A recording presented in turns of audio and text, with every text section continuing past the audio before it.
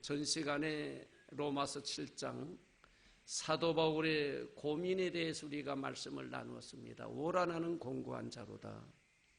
우리 사람이 살아가면서 특별히 믿음의 성도들이 삶에 있어서 고민거리인 문제, 내 안에서는 하나님의 뜻을 따라 선을 이루며 살고자 원하는데 내가 원치 않는 죄가 자꾸 나를 괴롭히는 겁니다. 그래서 우리가 하루의 생활을 우리가 되돌아보면서 나의 모습을 돌아보면 후회할 일이 너무 많이 하는 거예요. 그리고는 마음에 괴로워하며 걱정하는 겁니다. 왜 내가 예수 믿고 구원받은 성도인데 생활에서는 이와 같이 자꾸 죄를 범하는가? 이것 때문에 고민하는 거예요. 사도 바울도 우리와 동일한 마음을 갖고 고민하는 중 전 시간 마지막 절에 해결되는 비결을 배운 거예요. 그런데 이와 같이 고민하지만은 이 문제가 어떻게 해결되는가에 대한 진리를 깨달았던 겁니다. 그래서 마지막 25절에 우리 주 예수 그리스도로 말미암아 하나님께 감사하리로다. 그런즉 내 자신이 마음으로는 하나님의 법을, 육신으로는 죄의 법을 섬기노라. 영으로는 하나님의 법을 따라가려고 힘쓰고 육체의 소욕을 따라서는 자꾸 제 법 아래 있는 것을 느낀다, 그렇게 고민하는 거예요. 그러면서 오늘 8장 1절부터 이 해결점을 우리에게 제시하는 겁니다. 오늘 사랑하는 성도 여러분들, 본문을 통해서 여러분들의 마음에 여러 가지 신앙생활에 걱정되고 근심되는 일들이 하루아침에 다 해결되어지는 이러한 은혜의 시간 되기를 간절히 바랍니다.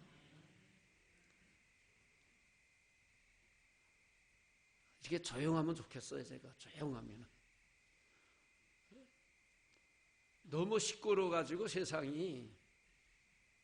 제가 왜 그러냐면요, 설교하면서도 제가 어리벙벙합니다. 며칠 전에 제가 이제 청각 수술하고 처음으로 이 기계를 붙였어요. 이게 띄면은 아주 조용해요. 근데 옛날에 내 모습, 조용한 모습, 편안합니다. 근데 이놈을 여기다 딱 붙이면은 왜 이렇게 세상이 시끄러운지 안 들리던 소리가 다 들리는 거예요. 바람 소리, 숨소리 막 들리니까 지금 두뇌가 막 혼돈이 돼가지고 막 졸음도 오고, 그래서 이게 적응이 되는 게 한 3, 4개월 간다는 거예요.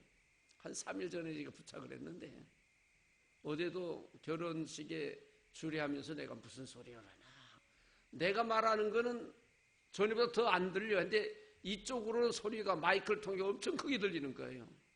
이게 도무지 사람이 헷갈릴 정도로. 근데 왜 세상이 이렇게 시끄러운지 모르겠어요. 왜 시끄러운 소리가 많이 들리는지. 전혀 못 듣던 소리가 저게 들리는 거예요. 그래서 하나님 앞에 잘 듣는 것도 고마운 것이고 안 들리는 것도 하나님의 은혜였구나. 저는 옆에서 코를 아무리 골아도 잠을 잘 잡니다. 안 들리니까. 그런 생활하다가 이 소리가 들리니 너무 시끄러운 게 지금도요. 그래서 정치적인 문제도 시끄럽지만 사람이 살아가는 환경이 이렇게 시끄러운 거야. 가만히 보니까 이게 너무 시끄러워요. 이제 저는 아직도 적응이 안 돼갖고 굉장히 힘듭니다, 지금. 듣기는 잘 들려, 큰 소리인데 내가 얘기하는 건 또 잘 안 들려. 왜냐면 기계는 여기 붙어 있고 말은 일로 나가니까 이 마이크를 통해서 잘 들리고요. 아주 헷갈립니다, 지금. 오늘 로마서 8장을 통해서 인간의 삶에, 여러분들의 신앙생활의 혼란한 부분들, 시끄러운 부분들 해결하셔야 돼요. 굉장히 신앙생활은 시끄럽잖아요. 이게 내가 예수 믿는데도 날마다 죄를 짓고는 고민하는 거예요. 그런데 성경이 이렇게 말합니다. 1절 한번 보면 그러므로, 이 그러므로라는 건 7장의 마지막 우리에게 제시한 이야기를 계속하는 거예요.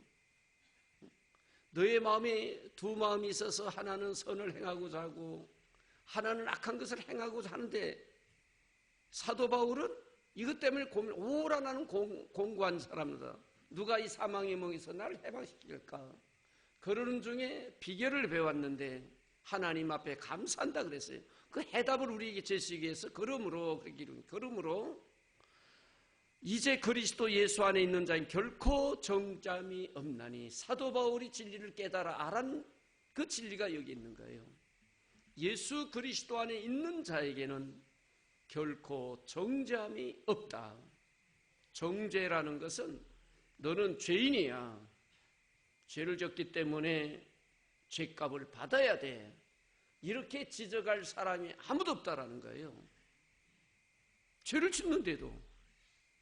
여러분들 날마다 죄 짓지요? 안 짓는가 봐. 죄를 짓는데도 성경은 우리에게 말합니다. 너 죄인이야 하라고 우리를 정죄할 자가 없다, 그렇게 말하는 거예요. 이것이 해답입니다. 사도 바울이 진리를 깨달아라는 거예요. 이거는 사람만이 너는 죄인이야 지적할 사람이 없는 것이 아니라 하나님도 우리를 향하여 너 죄를 짓기 때문에 죄에 대한 형벌을 받아야 되라고 우리에게 책망하지 않는다라는 거예요. 예? 얼마나 여러분들 감사한 일입니까? 아무도 우리를 정죄할 자가 없어요. 여러분, 실제로 우리가 살아가면서 믿음 생활하는 성도들이 삶에 있어서 어떤 죄를 범하고 나면은 마음이 편안합니까? 불안하고 초조합니까? 불안하고 초조하지요. 네. 괴로워합니다. 왜 그렇지요? 내가 나를 정죄하는 거예요. 내가 나를. 너 이놈아, 너 예수 믿는 집사가, 장로가, 목사가 왜 또 이런 못된 짓을 했어? 라고 누가 정죄한다고요? 내가 정죄하는 거예요. 내가. 그래 안 그래 여러분들? 그렇게 마음이 뒤숭숭하고 편하질 않아 이게. 이게 사람이 악을 행하는 사람을, 우리 그리스도 안에 있는 성도들은 하나님 앞에 범죄하고 나면은 타인이 나를 정죄하는 것이 아니라 스스로 나를 정죄했어요. 내가요. 그게 괴로웠던 겁니다.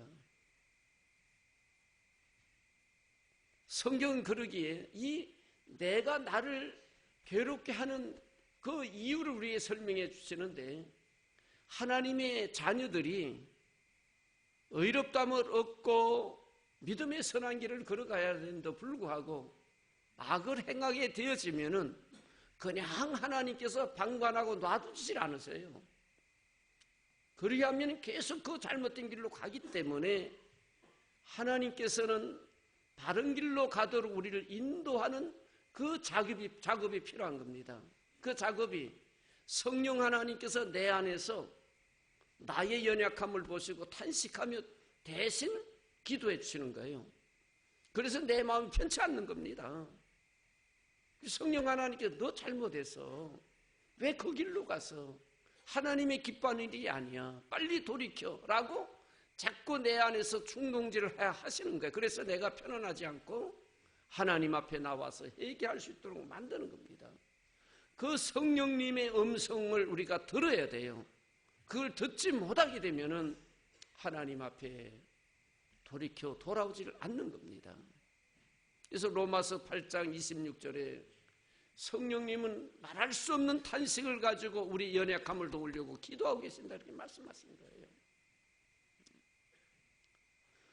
우리가 로마서 6장 1절에 너희가 그리스도 안에 있는 우리 성도를 향하여 하나님의 은혜를 받은 너희가 은혜를 더하기 위해서 죄의 자리에 거하겠느뇨? 그럴 수 없느니라, 이렇게 성경은 말했어요. 왜? 오늘 본문과 같이, 본문 말씀과 같이 그리스도 안에 있는 자는 결코 정죄함이 없다. 그 말은 아무리 죄를 범해도 나를 정죄하는 자가 없다라는 이러한 그 하나님의 은혜의 손길을 우리가 느낀 사람들이 이제 난 죄에서 해방되었기 때문에 죄를 져도 되느냐, 그래서 내가 육신의 정욕대로 마음껏 신나게 하면 살아보리라고 죄를 질 수 있겠느냐, 그렇게 질문했던 거예요. 그런데 성경은 그럴 수 없느니라. 이미 우리가 공부한 내용이죠. 그리스도인이기 때문에 죄에서 완전히 해방되어서 우리를 정죄할 자가 없어요. 하나님도 우리를 정죄하지 않았습니다. 그렇다고 우리가 죄를 짓겠느냐? 그럴 수 없느니라. 이유가 뭐라고 그랬어요? 하나님의 기뻐하는 일이 아니라고 말해요. 우리가 범죄하면 하나님의 마음에 근심을 갖다 주는 겁니다. 부모들이 자녀를 양육하면서 자녀들이 곁길로 가면은 부모의 마음이 아픈 것과 같이 우리가 하나님의 말씀의 뜻을 따라 바른 믿음의 길 걸어가지 않게 되면은 하나님이 마음을 아파하는 거예요. 우리에게 값없이 은혜를 주신 그 하나님, 그분을 기쁘시게 해드리는 것이 우리의 신앙의 생활인데, 우리의 신앙의 생활을 통해서 하나님 기쁨이 되는 것이 아니라 하나님의 마음에 아픔과 고통을 주는 생활이 돼서는 아니기 되기 때문에 성경은 그럴 수 없느니 이렇게 말씀하신 거예요. 그래서 1절에는 우리가 육신적인 유혹을 따라서 죄를 범할 때에 우리가 고민하며 괴로워하지요. 너희는 여기에서 해방되라는 거예요. 자유함을 얻었습니다, 여러분들. 이제는 죄에서 우리는 해방이 되었어요. 이 성경은 진리가 너희를 자유케 하였느니라. 하나님께서 주신 진리의 말씀, 그리스도 안에 있는 자에게는 결코 정죄함이 없다. 여러분의 생활은, 우리의 생활 행동 자체는 이제는 죄와는 전혀 무관한 행동이에요, 여러분들. 성경이 이렇게 말하는 겁니다. 우리가 교회 다닌다, 신앙생활 한다면 자꾸 생활에다가 여러분들 모든 것을 이제 초점을 맞추는데, 우리의 신앙생활은 생활에다 초점을 맞추는 게 아니에요. 하나님의 은혜에다가 초점을 맞춰야죠. 우리 생활 전반적으로 하나님 보실 때 다 우리를 의롭게 보고 계셔요, 여러분들. 예를 들어서 말씀드립니다. 여러분들이 사람을 죽였다라고 할지라도, 살인죄를 범했다 할지라도 하나님은 우리를 정죄하지 않으셔요. 정죄하지 않으세요. 국법을 어겨 살인죄를 범했을지라도 그리스도 안에 있는 자에게는 아무도 정죄하지 않습니다. 너 사람 죽였어, 너 죄인이야, 손가락질 하질 않아요. 그리고 너 그 죄값을 받아야 돼, 그렇게 묻지도 않습니다. 누구에게? 단서가 있어요. 누구에게? 그리스도 예수 안에 있는 자, 이것이 조건이에요. 왜 우리가 예수 믿어야 되는 줄 아십니까? 예수 그리스도 안에 있어야만 하나님이 무한하신 은혜를 우리가 받게 되기 때문인 겁니다. 네? 여러분들, 우리가 아무리 못된 행동을 했을지라도 저와 여러분이 예수 그리스도를 나의 구주로 믿는 그리스도 안에 있기만 하면은 우리의 행위에 대해서 하나님은 하나도 묻질 않으세요. 그리고 다 용서하십니다. 우리의 잘못에 대한 행동에 있어서 하나님 앞에 나와 자복하면 저는 미쁘시고 의로워서 우리의 죄를 사해 주실 뿐만 아니라 우리를 불의에서 건져주신다고 말씀하셨어요. 그리스도 안에 있는 하나님의 자녀들이 잘못된 길로 가서 행동이 하나님 앞에 잘못되었을 때에 성경이 우리를 책망하시고 때리신다 기록되지 않았습니다. 용서하신다라고 기록되어 있지요. 정죄하질 않아요. 정죄하질 않아. 이 비결을 사도 바울이 알게 된, 이 진리를 알게 된 거예요. 오늘 저와 여러분도 이 진리 안에 살기를 주의 이름으로 축원합니다. 진리가 너희를 자유케 하였느니라. 그리스도 안에서 우리는 완전히 자유인이 되었어요. 우리의 행위에 대한 죄는 하나님 인정하지 않습니다. 여러분의 삶의 모든 행위에 대해서 하나님은 우리를 향하여 정죄하지 않으세요. 그리스도의 사랑에 은혜의 품에 우리를 품어주시고 하나님의 자녀로서의 축복을 가도록 인도하시지 결코 정죄하지 않는다라고 성경은 말하는 겁니다. 그 이유가 뭐냐? 왜 하나님 그렇게 하시느냐? 2절부터 그 설명이 되어 있는 거예요. 2절 보세요. 이는 그리스도 예수 안에 있는 생명의 성령의 법이 죄와 사망의 법에서 너희를 해방하였음이니라. 이는 그리스도 예수 안에 있는 생명의 성령의 법이 죄와 사망의 법에서 너희를 해방하였습니다. 죄와 사망의 법이라는 건 율법이에요. 죄를 죄되게 하는 것이 율법입니다. 법이에요, 법. 법이 있기 때문에 내가 죄인인 것을 알게 되고, 내가 죄를 범했으니 범죄한 대가를 반드시 받아야 된다는 것을 알게 되는 겁니다. 그 죄와 사망의 법은 율법이 너는 죄를 졌으니까 너는 사망이야 라고 우리에게 언도해 주신 거예요. 에덴 동산에서 하나님께서 선악과 열매, 아담과 하와에게 약속합니다. 이 선악과 열매는 절대로 따먹지 마라. 따먹는 반드시 죽는다. 이것이 하나님과의 약조입니다. 계약이에요. 법입니다. 이게. 만일 그 법이 없었으면 선악과 열매를 따먹어서도 죄가 되질 않았어요. 그 법이 있었기 때문에 따먹음으로 인해 하나님 앞에 죄를 졌고 죽게 된 그 길을 걸어가게 된 겁니다. 이것이 죄와 사망의 법, 법이라는 거예요. 법. 여러분들 우리나라에 국법이 있고 삶의 법들이 있잖아요. 예를 들어서 쉽게 이해를 돕도록 말씀드립니다.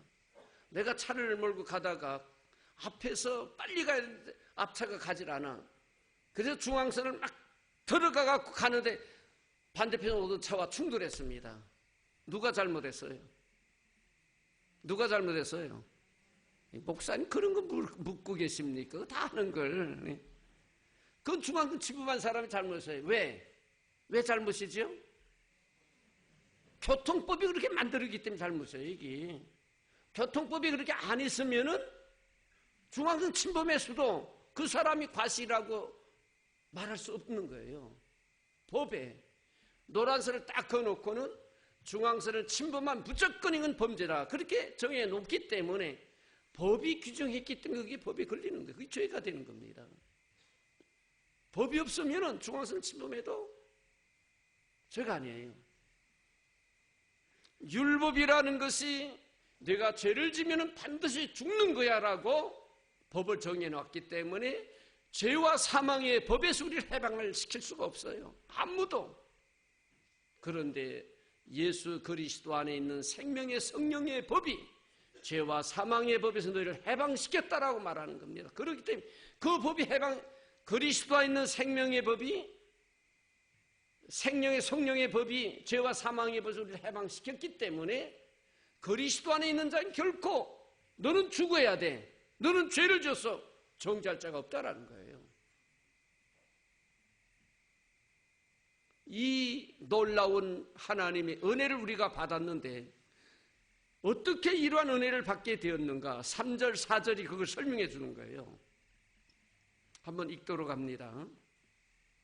율법이 육신으로 말미암아 연약하여 할 수 없는 그것을 하나님은 하시나니 곧 죄를 인하여 자기 아들을 죄 있는 육신의 몸으로 보내어 육신의 죄를 정하사 육신을 쫓지 않고 그 영을 쫓아 행하는 우리에게 율법의 요구를 이루어지게 하려 하심이니라.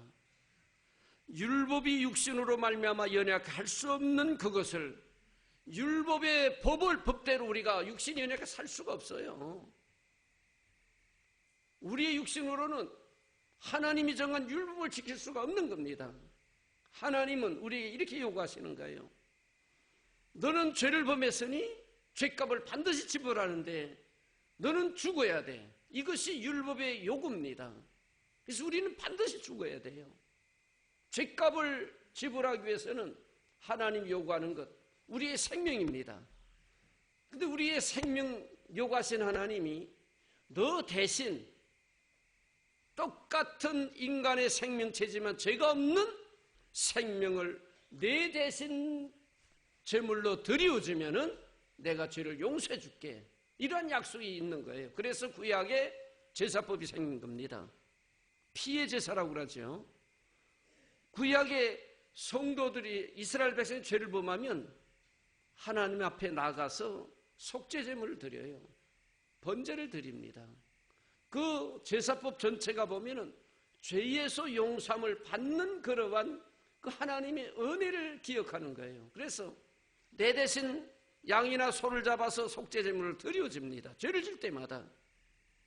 그래서 하나님 앞에 제물을 드림으로 용서함을 받는 그 은혜와 용서함을 받는 기쁨을 하나님 앞에 드린 게 제사예요, 여러분들. 네? 내 죄 때문에 생명을 드리는 겁니다. 하나님의 요구는 내가 죄를 범했으면 반드시 내 대신 사람의 죄 없는 생명을 내게 바쳐라. 그래야 죄를 용서해 주겠다라는 게 율법의 요구라고 말해요. 이게 죄와 사망의 법입니다. 이 죄와 사망의 법을 해방시키는 방법은 우리는 육신을 가지고 죄 가운데 있기 때문에 아무도 해결할 수가 없어. 그런데 하나님은 하시는 겁니다. 하나님. 어떤 방법으로? 하나님께서 하나밖에 없는 독생자 예수 그리스도, 그는 죄가 전혀 없은 하나님이신데 그분을 이 땅에 육신의 몸을 빌려 보내셔서 육신 가운데 있게 하시고 그 죄 없는 육신을 우리의 죄값으로 하나님 앞에 드리워지는, 율법이 요구하는 제물로 드리워지는 그 일을 하나님이 계획하시고 그리스도 안에 그것을 이루신 거예요. 그래서 예수님께서 이 땅에 오셔서 우리를 위해 십자가의 제물이 되신 이 놀라운 구속의 사건을 믿는 자에게 하나님께서 죄와 사망의 법에서 그리스도 안에 생명의 성령의 법으로 우리를 해방시키는 귀한 일을 이루게 하신 겁니다. 여러분들, 예수님이 이 땅에 오실 때에 어떤 모습으로 오셨어요? 예수님은 아담의 후손인 몸을 통해 오질 않았습니다. 왜? 아담의 후손으로 오게 되면 아담의 원죄를 타고 나가기 때문에 죄인으로 오시는 거예요. 그러면 하나님이 요구한 율법의 죄의 대가를 지불할 수가 없습니다. 그래서 예수님은 성령으로 잉태시키신 거예요. 죄 없는 몸으로 이 땅에 육신을 입고 오셔야 되기 때문에 예수님의 성탄에서 우리가 예수님은 성령으로 잉태되었다라고 말을 하잖아요. 성령이 이렇게 말씀하시고 또한 성경을 그것을 미리 선지자를 통해서 말씀해 주셨던 사건이에요. 그 이유는 예수님이 죄인의 몸으로 오셔서는 우리의 죄값을 율법의 요구대로 드릴 수 없기 때문에 예수님은 성령으로 잉태되신 겁니다. 죄 없는 몸이 육신을 빌려서 처녀의 몸 마리아의 몸을 빌려서 이 땅에 태어나게 하신 거예요. 그리고 그 죄 없는 예수님이 십자가에서 우리의 죄값을 율법의 요구대로 드리워짐으로 하나님은 우리의 죄값을 받으신 겁니다. 구약시대에 이스라엘 백성들이 죄를 범하면 죄값으로 양이나 소를 잡아서 드리워져서 하나님이 그 죄값을 받는 것과 같이 우리의 죄값을 하나님은 그의 아들 예수 그리스도를 통해서 다 받으신 거예요.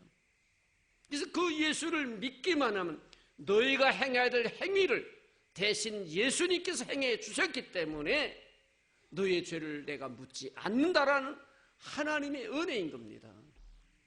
이해되십니까, 여러분들? 왜 예수님이 성육신 하시고 십자가의 고난 당해야 되는가에 대해서 성경은 우리 이렇게 오늘 3절 4절이 그것을 설명하는 거예요. 다시 한번 읽습니다. 율법이 육신으로 말미암아 연약할 수 없는 그것을 하나님은 하시나니 곧 죄를 인하여 자기 아들을 죄 있는 육신의 모양으로 보내어 육신의 죄를 정하사, 여기에 중요한 곧 죄를 인하여 자기 아들을 죄 있는 육신의 몸으로 보내어 이렇게 말씀하셨어요. 네? 우리 주님께서 죄를 가지고 오신 분이 아니라 죄를 해결하기 위해서 죄 있는 육신의 몸으로 이렇게 있는 죄에 있는 모습과 같은 육신의 몸으로 이 땅에 오셨다 이렇게 말씀하세요. 그리고 4절 보세요. 육신을 쫓지 않고 그 영을 쫓아 행하는 우리에게 율법의 요구를 이루어지게 하려 하심이니라. 예수님이 십자가에 권하는 율법을 다 이루는 그러한 행동이었던 거예요. 여러분들, 우리가 예수님을 어떤 분으로 믿느냐? 수요일 날 우리 김 목사님이 설교하는데 요한일서 1장 4절 이단에 대해서 설교를 하셨어요. 수요일 날 안 오셨던 분들은 무슨 소리인지 몰라. 수요일 날 나오세요. 근데 이제 이단에 대해서 설교하면서 예수님의 구속의 사건을 이야기하는데 거기다 하나 더 붙인다라면은 우리가 예수님을 어떤 분으로 믿어야 되냐면 예수님은 실제로 역사 속에 이 땅에 오셨던 주님으로 믿어야 돼요. 이단들 중에 예수님은 육신으로 오시지 않고 영적으로 왔다 가신 분이라고 이렇게 믿는 이단들이 있습니다. 하나님의 말씀 성경은 예수님은 우리의 죄값을 지불하시기 위해서 실제로 이 땅에 육신을 입고 오실 것을 성경에 약속해 주셨던 것이고 그 약속대로 오신 거예요, 여러분들. 만일 예수님의 육신적인 탄생과 육신적인 고난의 그 사건을 그냥 영적으로만 믿는다라면 그건 예수를 믿는 게 아니에요. 한번 근거를 보여드릴게요. 로마서 1장 찾았어요.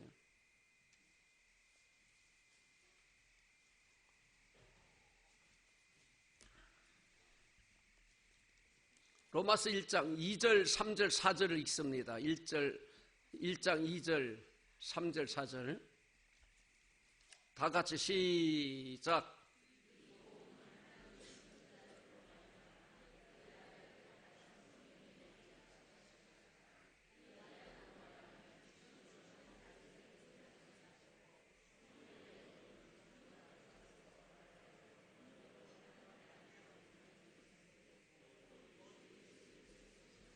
우리가 믿는 예수님은 어떤 분이냐?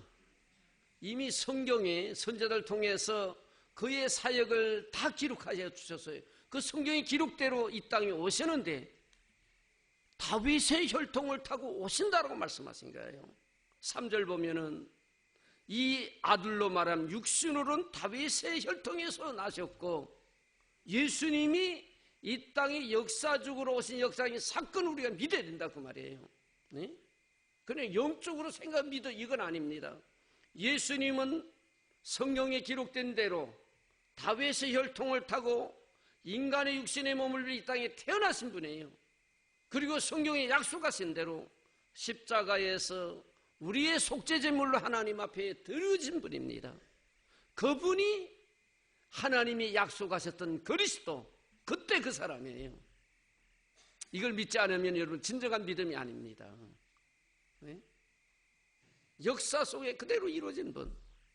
이 일을 누가 하셨냐면 하나님이 하셨다 그 말. 하나님이 우리 육신을 할 수 없는데 하나님은 그것을 하게 하셨고 우리에게 이 놀라운 진리를 믿게 하셔서 그리스도 안에 있는 자에게는 결코 정죄함이 없다라고 선포하신 거예요. 왜?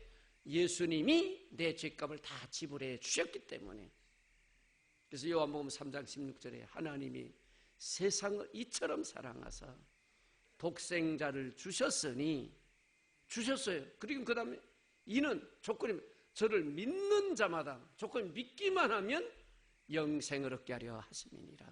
너의 착한 행위, 거짓되지 아니한 모습 이걸 보고 하는 것이 아니라 믿기만 하면 따라합시다. 믿기만 하면 영생을 얻게 하려 하심이니라. 하나님의 약속이에요. 너희가 그리스도 안에 있는 결코 정죄함이 없나니 이제는 여러분들의 생활에 있어서는 자유를 누리세요. 자유를 누리세요. 아멘도 안 하세요.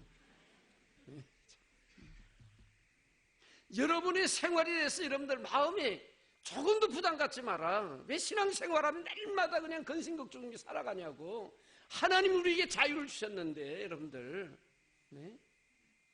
하나님은 하나님의 자녀들이 이 땅에서 자유를 누리면서 행복하고 편안하게 살기를 원하시지 날마다 마음 졸이면서 살아가기를 원치 않아요. 여러분들, 우리가 자녀들 양육하면서 우리 자녀들이 진짜 행복하고 자유를 누리면서 살아가기를 원하는 게 부모의 심정입니다. 그래 안 그래요 여러분들? 그래 안 그래요? 하나님도 우리에게 똑같은 마음을 갖고 계세요. 하나님의 자녀들이 뭐에게 얽매여서 늘 마음에 초조하고 불안하게 사는 것보다는 자유를 누리며 기뻐하며 즐겁게 살아가기를 원하고 계시는 겁니다. 그래서 성경 항상 기뻐하라. 이거는 하나님께서 그리스도 안에 너희를 향하신 하나님 뜻이냐 이렇게 말씀하죠. 우리가 기쁘고 즐겁게 살기를 원하지 날마다 아이고 나도 오늘 또 죄를 범했네 이거 어떻게 할까 근심 중에 살아가기를 원치 않아요. 그러기에 성경은 그리스도 안에 있는 자는 결코 정죄함이 없나니 근심 걱정하지 말라고 말해요. 여러분들 자유를 누리고 살아가세요. 자유를 누리고 살아가세요. 자유를 누리고 살아가세요. 네. 여러분 신앙 생활 자체는 문제가 되질 않아. 근데 날마다 우리 그리스도인이 그 생활에 얽매여가지고 고민하고 괴로워하고 살아가거든요. 그럼 목사님 내가 마음껏 죄를 지어도 되겠습니까? 또 이런 질문할 수가 있어. 로마서 6장 1절에는 너희가 은혜를 더하게 하여 죄의 자리에 거하겠느냐? 라고 질문하고는 그럴 수 없느니라. 생활은 하나님께 우리를 정죄하지 않지만은 하나님이 원치 않는 곁길로 가면 뭐가 좋지 않다고요? 하나님의 마음이 기쁨이 되질 않아. 아시겠어요 여러분들? 네? 신앙생활 왜 바로 선하게 하나님의 말씀을 지키며 살아가야 되는 이유가 뭐냐면은 하나님을 기쁘게 해드리기 위해서요. 하나님 기쁘게 해드리기 위해서. 그 생활 자체가 여러분 구원과는 전혀 상관없습니다. 네? 여러분 신앙생활에 내가 이렇게 살아가면 하나님이 내게 복을 더 주겠지. 그런 생각은 집어쳐요. 집어쳐. 하나님 기쁘게 해드리면 복은 저절로 오는 거야. 네? 목적 자체가 달라서는 안 돼. 이렇게 살면 하나님이 내게 이런 복을 주시겠지 보다는 내가 이렇게 삶을 하나님 기뻐하시겠지. 기쁘게 해드려야 되겠다. 이 믿음의 원리를 가지고 주님 섬기면은 하나님 앞에 복을 달라고 하지 않아요. 복을 엄청나게 주시는 거예요. 사실 저는 많은 복을 받은 사람입니다. 난 늘 하나님 앞에 감사하며 참 하나님 은혜가 너무 컸구나. 저는 저를 돌아보면은요 고아로 자란 사람이에요. 많이 배우지도 못했습니다. 세상에 쓸모없는 사람이에요. 나는 평생에 내가 마음에 다짐을 하나님 기쁘게 해드리는 삶을 살아야 되겠지. 오직 그 믿음 하나 가지고 지금까지 성육도 감당하고 오늘날까지 일을 행했는데 참 많은 분들이 우리 목사님들도요 목회를 마치고 원로가 될 때 굉장히 힘들어하시고 불안해합니다. 그리고 좋은 결과를 얻는 분들이 많지 않아서 나는 여러분들 얼마나 행복합니까? 네? 우리 당이나 교회에서 너무 편안하게 그리고 후임되는 우리 목사님도 오셔서 얼마나 잘하세요. 교회가 편안하게 내가 편안한 겁니다. 교회가 불안하면 나도 불안한데 네? 참난 하나님 앞에 받은 은혜가 너무 많은 거예요. 이런 은혜 나는 하나님과 뭘 내가 얻겠다 하는 것보다 하나님 기쁨이 되는 목회 사역을 내가 정리해야 되겠다. 난 그 생각을 갖고 있는 게 하나님이 핏값으로 세우신 교회 하나님께서 섬기게 하신 것만도 감사한데 이제 모든 것 정리하며 하나님의 기쁨이 되는 마무리를 해야 되겠다. 그리고 후배 목사님들에게 아름다운 모습 보여주면 좋겠다. 그 마음을 가지고선 정리하며 들어간 거예요. 그런데 하나님 그렇게 역사하시고 얼마나 편한지 모르겠어요. 진짜 내가 이렇게 해서 복을 받겠다고 한 거 아닙니다. 하나님의 기쁨이 되면 좋겠다. 앞으로 우리 영화교회도 부흥하면 좋겠다. 하나님의 기쁨이 되어지는 교회 되면 부흥 성장할 수밖에 없는 거예요. 제가 목회하면서 우리 이명호 목사님 초태부터 같이 신앙생활하는데 뭐 교회 부흥시키겠다 막 열정적으로 제가 한 게 있습니까? 나 그렇게 하질 않았어요.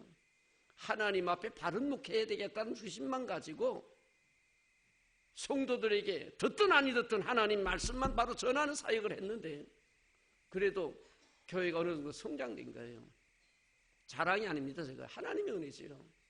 제가 73회 총회 73회 졸업했습니다. 우리 동창들 중에 개척해갖고 우리 교회만큼 성장시킨 교회가 한 군데도 없어. 진짜 제가 이렇게 돌아보니까요. 기존 교회에 가서 성장시켜 우리 교회 사이즈만한 교회들은 몇 교회 있는데 개척해갖고 우리 교회만큼 성장시킨 교회가 거의 내 생각에 하나도 없어. 근데 여러분들 내가 목회 사역을 교회 성장을 위해서 이렇게 했습니까? 난 그렇게 하질 않아서. 여러분들 게을름뱅이고 참 하나님 앞에서 난 부끄럽습니다. 너희놈 새끼 뭐하다 와서 그렇게 할까 걱정이 돼서요. 목회하면 맨날 놀러만 다니고 그렇지 않습니까? 그런데 제 마음속에는 하나님의 기쁨이 되는 사역자로 감당해야 되겠다. 처음부터 지금까지 그 마음을 가지고 사역을 했는데 너무 하나님께서 은혜를 많이 주신 거예요. 여러분들도 신앙의 근본 바탕을 내가 이렇게 해서 복을 받겠다보다는 하나님의 기쁨이 되는 나의 신앙의 모습이 되겠다라고 생각하고 주님 섬기세요. 하나님 그를 버리질 않습니다. 반드시 복을 주세요. 오늘 성경이 우리에게 그것을 말하는 겁니다. 우리가 육신의 생각을 쫓아가면 자꾸 육신대로 살아가요. 그래서 하나님이 값없이 우리에게 주신 이 은혜에 감사해서 우리가 하나님 앞에 믿음으로 나와서 그 하나님을 즐겁게 해드리기 위해서 아름다운 신앙의 길을 걸어가는 거예요. 여러분들 선한 길 그래서 걸어가는 겁니다.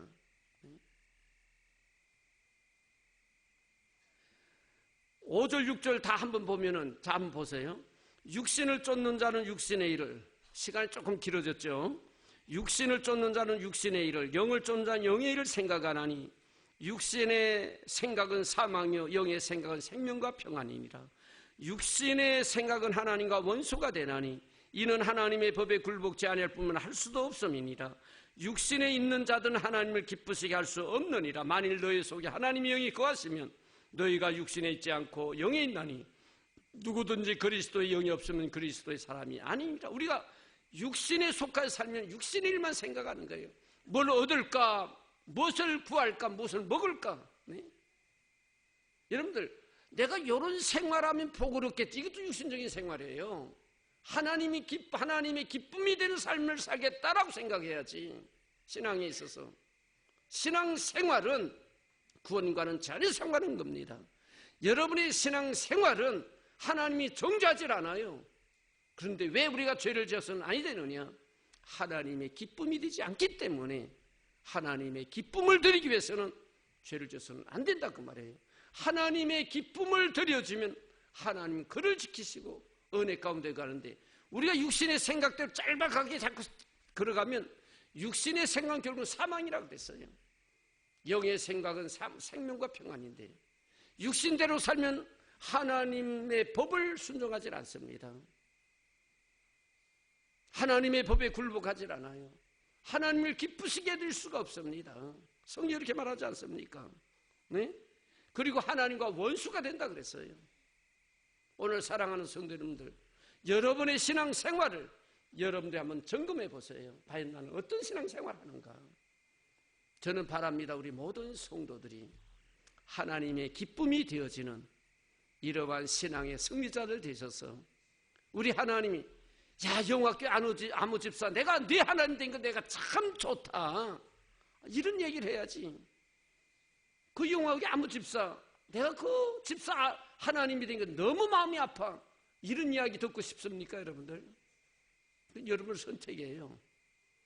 정신 바짝 차리고 하나님의 나 때문에 기뻐하시는 그런 하나님이 되도록 우리가 살아가자 그 말이에요. 이것이 우리의 신앙의 아름다운 모습인 겁니다. 이제 로마서 8장은 할 일이 많은데 오늘도 시간 많이 겨울 끝나도록 하죠. 한 가지 분명한 것은 그리스도 안에 있는 자는 결코 정잠이 없다. 다시 한번 따라합시다. 예수 그리스도 안에 있는 자는